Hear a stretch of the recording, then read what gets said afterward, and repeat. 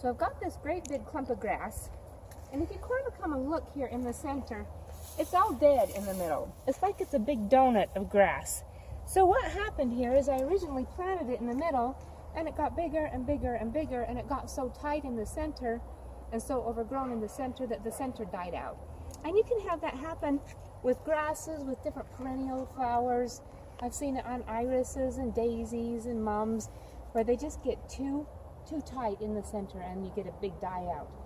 So the way you avoid that is you need to keep cutting some of your clump down every year, or maybe not every year, depending on how fast it's growing. Like I find with mums, I have to do it almost every year. I take it down to about a plate size to keep the mums in check. The grass can take a lot longer. But now I've got this problem. It looks kind of silly like this. So, and what I want a piece right here in the middle, as that's where I regularly, that's where I actually planted it. So what I'm going to do is I'm going to dig the whole thing out, and I'll cut off a chunk of it, and I'll plant that where I want it to be. So I'm going to go ahead and start. This could take a little, this might be a little bit of effort. This one's not too bad. But I'm going to dig the whole thing out. And now see, this is a nice chunk right here. This, if I plant this just like this, it will grow nicely. Now again, you only want to do this kind of thing in the spring. You don't want to ever do it in the summertime when it's big and growing. In fact, it would have been better if I had done this a couple of weeks ago. So I dug the whole thing out. Now if I had had a piece of it that was where I wanted it, I wouldn't have had to dig the whole thing out. I could have just dug out the part I didn't want. But since the part I wanted was right in the center where it was dead, I dug it all out. So I'm going to go ahead and replant this clump of grass.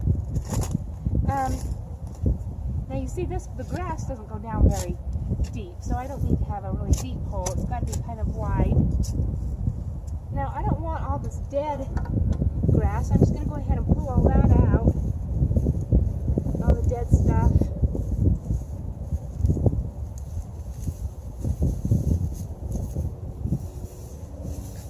Okay, that's looking pretty good.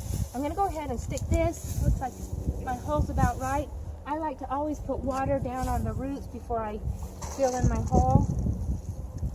Now, I'm sure this will be fine, but it would have been better if I had done this a couple of weeks ago before this grass had gotten this tall.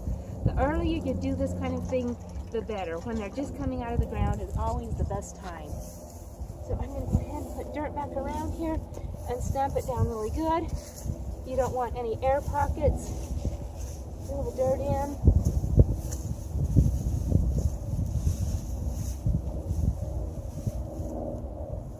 Stamp it down.